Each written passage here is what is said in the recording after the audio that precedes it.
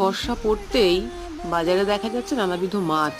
তো আজকে বাজার থেকে এসছে ভোলা মাছ, সাদা সাদা, একদম জ্যান্ত।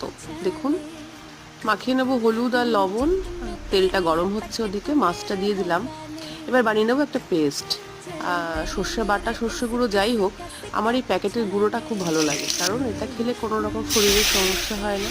কাঁচা লঙ্কা বাটা, হলুদ এবং লবণ দিয়ে পেস্টটা বানিয়ে নিলাম। খুবই সিম্পলভাবে রান্না করব মাছটা।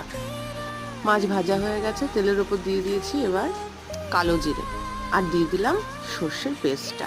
ব্যাস ফুটে উঠলেই দিয়ে দেবো ভাজা মাছগুলো। নামানোর সময় কাঁচা লঙ্কা আর কাঁচা তেল। অনেক কিছু রান্না হয়েছে, কিন্তু আমি খাবো শুধু মাছ আর ভাত, কারণ ওই যে বলে না, মাছে ভাতে বাঙালি।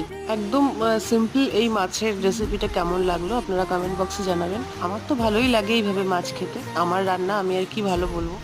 ভালো ভালো রেসিপি দেখার জন্য আমাদের চ্যানেলটিকে ফলো করুন।